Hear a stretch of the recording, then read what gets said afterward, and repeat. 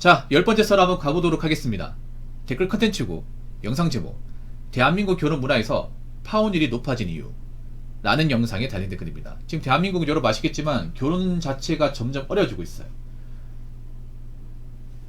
근데 여자분도 앞으로 결혼이 힘들 겁니다. 요즘에 결혼 준비 과정에서 깨져나가는 사례가 많거든요. 쉽게 말해 파혼 사례가 늘고 있다는 얘기입니다. 근데 이 파혼이 뭐 여자 쪽에서 하는 경우도 있지만 지금 대한민국 파혼은 대부분 남자 쪽에서 많이 일어나요. 그러니까 남자가 결혼하다가 뭔가 현타 많이 느껴서 문제가 많아서 여자 쪽 집안에 문제가 많아서 결혼을 깨버린 사례가 많다는 겁니다. 그래서 여자분들이 앞으로 결혼을 전제로 누군가를 만난다고 해도 무조건 결혼까지 간다고 장담할 수 없어요. 이제 특히나 본인 가정에 문제가 많고 본인한테 뭔가 하자가 심하면 남자들이 이제 참지 않는다는 겁니다. 근데 여자분들 그런 생각해 본 적 있어요? 여자분들이 만약에 파혼하잖아요. 파혼하면 이만한 짝 만날 수 있을 것 같습니까? 그런 생각 해본 적 있어? 만약 남자가 여자 쪽 집안에 문제가 많고 여자도 뭔가 바라는 게 많아. 상태가 안 좋아. 콩깍지가 깨졌어요. 아, 내가 여태까지 이런 여자 만나려고 그동안 많이 투자하고 시간 썼나? 내가 뭐 한 거지? 이제라도 알아서 다행이다. 이 결혼 끝내. 다시 보지 말자 해서 깨졌어요. 근데 여자분들 그 생각 해본 적 있어요? 만약 이렇게 깨지면 과연 내가 이만한 상태를 만날 수 있을까? 못 만납니다. 상당수 못 만나요. 얘가들이 착각하는 게 희대의 개소리가 그거야. 똥차고 벤츠 온다고 하는데 그 파혼 상대가 바로 벤츠예요. 나 이거 여자가 파혼하고 나서 그 파혼 당한 상대보다 더 괜찮은 남자를 만난 사례를 본 적이 없어요. 대부분 파혼하면 그거 끝이야. 여자분들 한번 생각해보세요. 결혼 준비 과정에서 여자가 나이가 어린 게 아니죠. 나이가 많은 거죠. 나이가 찼잖아요. 나이가 찼는데 결혼 준비가 깨지잖아. 그러면 그 나이 찬 상태에서 누구를 만나기 힘들어요. 여자분 잘 알걸? 쉽게 말해 그런 거예요. 파혼하잖아. 그럼 결혼 기회가 아예 없을 수 있습니다. 이번 생에 이걸로 끝날 수 있어 이게. 그리고 남자들이 참지 않는다고. 이 남자들 있잖아요. 아무리 여자가 좋아도 여자 집안에 문제가 많고 여자도 뭔가 하자가 심하면 이제 같이 살지 않는다는 겁니다. 왜냐? 그런 뭔가 하자 심하고 밸런스가 심한 집안과 결혼하게 되면 내 인생이 불행하다는 거 알기 때문에. 그래서 앞으로 남자들이 파혼도 적극적으로 할 거예요. 왜냐하면 파혼은 이혼하고 다른 게 이혼은 기록이 남지만 파혼은 기록이 안 남고요. 파혼은 뭐 재산 분할 같은 것도 없어. 남자한테 큰 리스크가 아니에요. 옛날에는 파혼 자체를 좀 안 좋게 보긴 했지만 지금은 좋게 봅니다. 오히려 축하하는 분위기예요. 남자들 오히려 있잖아요. 저 파혼했습니다 하면 아이고 얼마나 여자 쪽 집안이 마음에 안 드셨길래 아, 축하드립니다. 잘하셨어요. 아, 파혼 얼마 했네. 아, 결혼하면 어떻게 할 뻔했어. 아, 잘하셨습니다. 이혼 안 한 게 어딥니까? 식 안 오는 게 어디예요. 그동안 마음고생 많이 하셨는 것 같은데 아유 수고 많았습니다. 뭐 한국이 좀 짝이었으면 국제결혼하면 되는 거죠. 오히려 이렇게 격려합니다. 근데 여자분들 만약에 결혼 상대자를 만났던 남자한테 파혼당하면 어떤 느낌입니까? 이게 축하해야 되는 걸까요? 아니면 비극일까요? 전 비극 같은데. 여자분 잘 들으세요. 앞으로 남자들이 결혼 시장에서 본인들 말을 고음고음 따르면서 본인들이 시키는 대로 가지 않아요. 여자분들이 있잖아요. 양보 안 하잖아요. 앞으로 자기들 하고 싶은 거 마음대로 조르잖아. 그럼 깨트리는 거야. 여자분들이 만약에 결혼 시장에서 깨지고 나서 과연 이만한 상대 만날 수 있는지 봅시다. 내가 봐도 못 만날 것 같은데. 야를 착각하는 게 지금 뭐 결혼하다 깨져도 또 만날 수 있다고 생각하는데 또 못 만나 이게.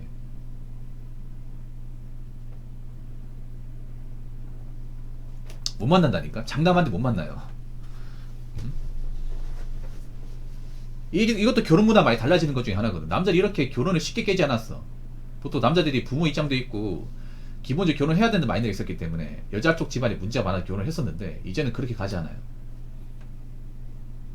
이미 하자가 심하면 보장 다 받다는 식으로 끝내버려. 그래서 여자분들이 결혼 준비 과정에서 많이 깨져나오고 있습니다. 진짜로. 근데 이거 안 좋은 겁니다, 여자분들. 이게 마지막일 수 있습니다. 결혼을 준비하는 마지막일 수. 내 인생에서. 여자분들이 이렇게 결혼 파혼하고 또 만날 수 있을 것 같죠? 또 결혼 테이블 앉을 수 있을 것 같죠? 한번 해보세요. 해보시라니까. 만약에 남자가 파혼을 해가지고 결혼 깨져 나갔는데 우리 집안에 문제가 많아서, 과연 우리 집에 문제가 많은데 이걸 안고 만난 남자가 있을까? 나도 나이가 적지 않은데. 그거 한번 생각해보세요. 앞으로 쉽지 않을 겁니다. 파혼하고 나서 그만한 짝을 만나서 결혼하는 거 쉽지 않을 겁니다. 그러니까 남자가 겪는 파혼하고 여자가 겪는 파혼이 좀 달라, 이게.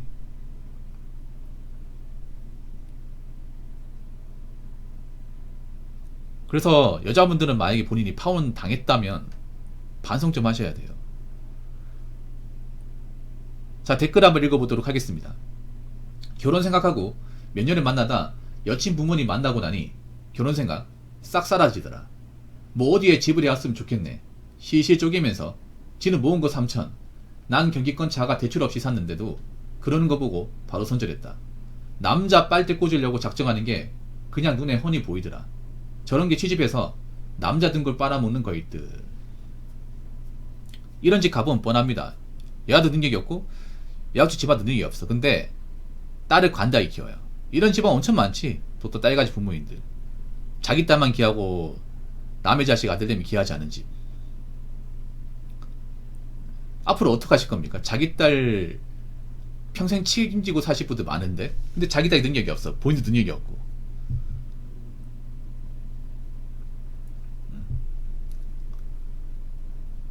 특히나 따님 그 집안들은요, 문제가 뭐냐면 본인들이 얼마나 형편없는 집안인지 몰라. 앞으로 자기 따님이 결혼 못하고 자기하고 같이 산다면 괜찮으시겠습니까? 앞으로 이제 남자들이 결혼 준비 과정에서 깨트리는 집안들 많을 텐데요. 자기 딸 결혼해도 괜찮아요? 아닌데? 괜찮은 집안 별로 없을 텐데. 이런 집 가보면 특징이 뭐냐면 여친 부모님도 여친이 많은 것도 아니죠. 전 여친 부모님. 이런 집 가보면 별로 없어. 대단하지 않아. 겨우 이딴 집안에서 나를 가지고 논 거야? 배짱 튕긴 거야? 없는 집안일수록 좀 더 그런 게 있거든요, 우리나라는. 웃긴 게 뭐냐 하면 가진 게 없는 집안일수록 더 배짱을 튄 거야. 남자가 이 정도 해야 된다는 식으로. 그러니까 딸간 집안들이 멀쩡하지 않은 거야. 또라이죠, 또라이. 자기 딸이 대단하면 얼마나 대단하다, 맞잖아요. 대단할 거 없잖아. 자기 딸 대단하다는 사람이 3천만 원밖에 없어. 이 3천만 원도 자기가 모은 돈 3천만 원인지 아니면 은행 마통 들고 3천만 원인지 알 수가 없잖아요.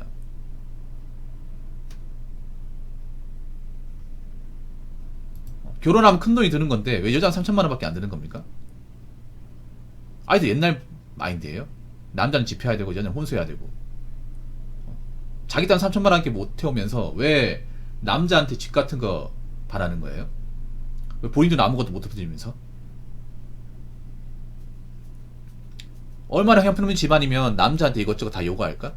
그런 생각 해본 적 있어요? 본인들이 얼마나 해놓은 게 없으면, 본인들이 얼마나 못났으면 이거밖에 못 해주는지. 근데 이렇게 하면 앞으로 깨져나갑니다. 이렇게 하면요. 이게 결혼까지 못 가요, 앞으로 이제. 이렇게 돼버리면. 결혼도 일종의 비즈니스입니다.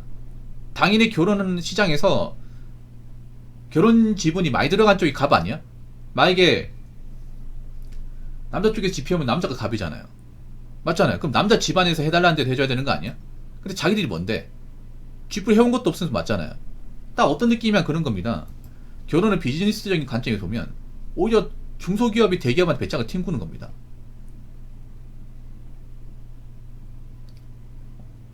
오더 받는 입장인데 조소기업 직원이 대기업 직원한테 갑질하는 건 다를 게 뭐가 있어요. 딱 그런 느낌이에요. 이게. 거래하겠냐고 여러분. 여러분 같으면 거래 끝내버릴까? 아니죠. 여기 말고 거래할 때 많잖아. 근데 그 조소기업은 이 대기업하고 거래를 트지 못하면 망합니다. 아니, 망해요. 이런 거 진짜 많이 있거든, 현실에서. 조소기업이 대기업 이제 거래처 못 잡아가지고 적자 심해가지고 망한 사례가 있어요 실제로. 딱 그런 느낌이야 이게. 주변 가진 없는 집안이 배짱 튕구다가 거래처 놓치고 회사 망해가지고 부도 나는 거. 귀하자면 그래요. 지금 딸 가진 집안들 하는 행동이. 이제 결혼까지 못 갈 걸 이제. 왜냐면 저렇게 결혼해도 행복하지 않아 이게. 행복하지 않습니다 이게. 왜 옛 어른들이 하신 말씀 있잖아요. 비슷한 집안끼리 결혼해야 문제가 없다고. 근데 이거 비슷한 집안이 아니잖아요. 차이가 확 나잖아요. 애초에 차이가 확 나는 집안이 행복할 리가 없어요 이게. 그리고 저렇게 뭔가 형편없는 능력을 가진 집안이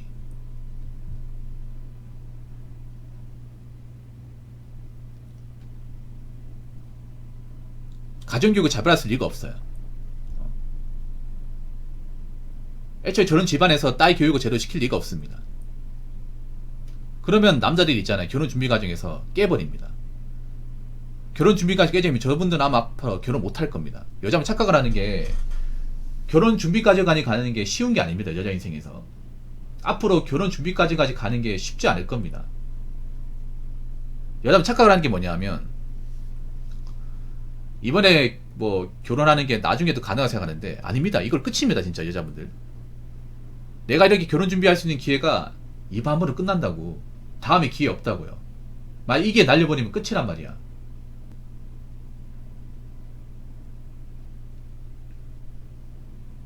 그러면 두고두고 해야 합니다. 두고두고. 장담하는데. 딸간 집안들 별거 없잖아요. 별거 없잖아. 대단한 거 없잖아요. 그러면 좀 쭈그리고 사세요. 제발. 어떻게 따라나가지고 인생 역전하려고 그래 진짜. 못돼 먹어가지고 진짜. 집안 교육 똑바로 못 시키고. 그런 부모 밑에서 자란 딸이 잘도 결혼생활 잘하겠습니다. 뭐 하나 제대로 하는 것도 없고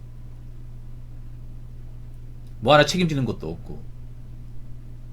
남들은 압니다. 저런 집안에 자란 딸이 별로 대단할 게 없다는 거 알아요. 그럼 남자들이 튕굽니다. 이제 결혼된 과정에서. 이제 볼장 다 봤으니까 너희 집안 어떤지 알 것 같다. 만약에 딸간 집안 생각해보세요. 우리 집 별로 가진 것도 없고 우리 딸도 능력 없는데 만약에 아무도 안 데려가고 딸 나이만 찬다면 어떻게 극복할 건지 답 없지 않습니까? 우리 딸 만약에 혼자 산다면, 혼자도 못 살아가지고 본가에서 얹혀 산다면, 우리 집안도 노후 대비 안 돼 있는데. 그러니까요, 좀 생각 좀 하시라고요. 앞으로 딸간 집안들 힘들어질 겁니다. 진짜로 정말 힘들어질 거예요. 딸 가진 거 그 벼슬 아닙니다. 족쇄예요. 족쇄. 딸 가지고 유세 부렸다가 평생 족쇄 차는 겁니다. 앞으로 그렇게 사는 집안도 많을 거예요. 무슨 말인지 아시겠죠? 자, 이상으로 10번째 썰 마치도록 하겠습니다.